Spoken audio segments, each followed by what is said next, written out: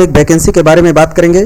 ये vacancy permanent vacancy है। Union public service commission UPSC के थ्रू ये वैकेंसी निकली है, जिसमें सिस्टम एनालिस्ट की वैकेंसी है, असिस्टेंट इंजीनियर की वैकेंसी है, अलग अलग वैकेंसी निकली है। तो चलिए हम इस वैकेंसी के बारे में डिटेल बात करते हैं कि कैसे अप्लाई करना है, इसकी लास्ट डेट क्या है, सारा डिटेल यहाँ पे डिस्कस करेंगे।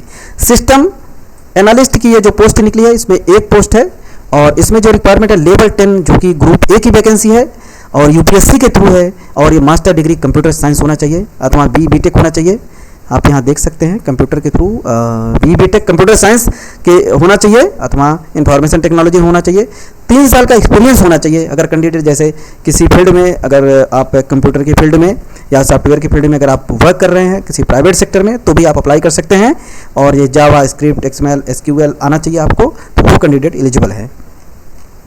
नेक्स्ट वैकेंसी यहाँ पे है जो कि वैकेंसी नंबर दिया है और 18 वैकेंसी इसमें है जो कि डिप्टी कंट्रोलर की वैकेंसी है, जो कि रिक्वायरमेंट है petroleum ministry of commerce and industry में रिक्वायरमेंट है। और इसमें अनरिजर्व की 9 सीट है और ओबीसी की 3 है, एससी की 2 है, ईडब्ल्यूएस की 4 सीट है। बहुत ज़्यादा सीट है, अच्छी वैकेंसी यूपीएससी के थ्रू और ग्रुप ए की वैकेंसी आपको मिलेगी।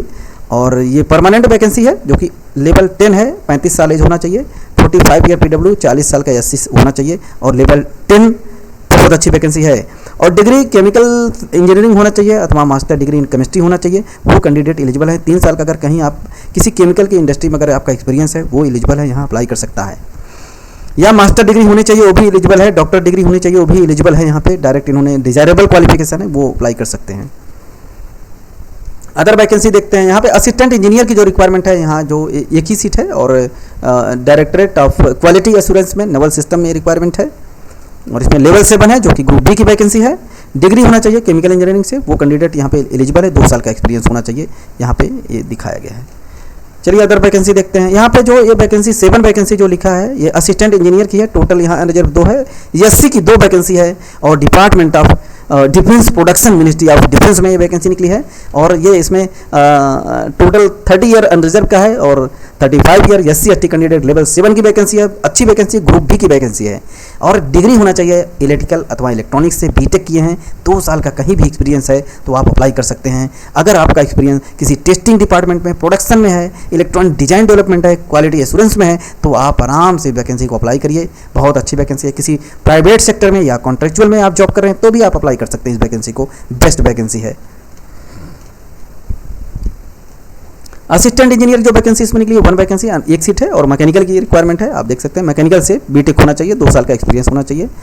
और यहाँ पे 13 वैकेंसी है जो कि ये वैकेंसी निकली है जूनियर असिस्टेंट डायरेक्टर में निकली है, डायरेक्टर की है, director of the coordinator police and wireless department में है और इसमें अनरिजर्व की 6 है, एससी की 2 सीट है और इसमें लेवल 8 की वैकेंसी है। बहुत अच्छी वैकेंसी है। बीटेक इलेक्ट्रिकल इलेक्ट्रॉनिक्स होना चाहिए, कैंडिडेट एलिजिबल है। यहाँ पे कंप्यूटर साइंस वाले भी एलिजिबल हैं, तो इस वैकेंसी को आप अप्लाई करिए, बेस्ट वैकेंसी है। और union public service commission UPSC के थ्रू जो वैकेंसी होती है वो बेस्ट वैकेंसी होती है, पावरफुल वैकेंसी होती है और इस वैकेंसी को आप अप्लाई करिए, बहुत अच्छी है। सेंट्रल गवर्नमेंट में जॉब पाने का सुनहरा अवसर है और इस वैकेंसी को कोई देखता भी नहीं है जल्दी और कोई अप्लाई भी नहीं करता, तो कैंडिडेट्स होते हैं यूपीएससी तो एक ही है, केवल यूपीएससी के थ्रू ही अप्लाई करें। तो ये वैकेंसी बहुत अच्छी वैकेंसी है, देख लीजिए। मास्टर डिग्री होनी चाहिए, वो कैंडिडेट भी एलिजिबल है, 3 साल का एक्सपीरियंस है। तो इसमें डिजायरेबल दे दिया है, 3 साल का जो रेडियो एक्सपीरियंस है वो डिजायरेबल है।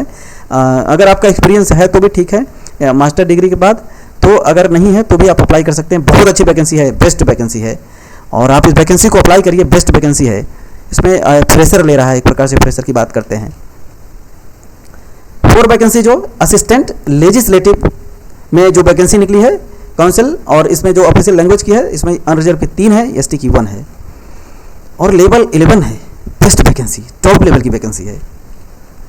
बैचलर होना चाहिए, डिग्री लाख होना चाहिए, तो वो कैंडिडेट एलिजिबल है और एक्सपीरियंस होना चाहिए आपका।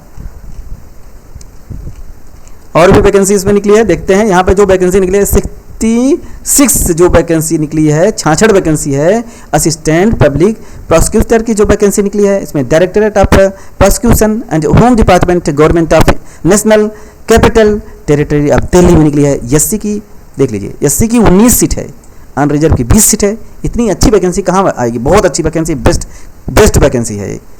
अच्छी वैकेंसी है जो कि लेवल 8 की वैकेंसी है और सेंट्रल गवर्नमेंट की वैकेंसी है और ये वैकेंसी 3 ईयर का एक्सपीरियंस होना चाहिए किसी, जो आप अगर एडवोकेट्स में अगर आपका एक्सपीरियंस है गवर्नमेंट एडवोकेट या हो तो भी एलिजिबल हैं। डिग्री होनी चाहिए इलाका और 3 साल का एक्सपीरियंस होना चाहिए, वो कैंडिडेट यहाँ पे एलिजिबल है।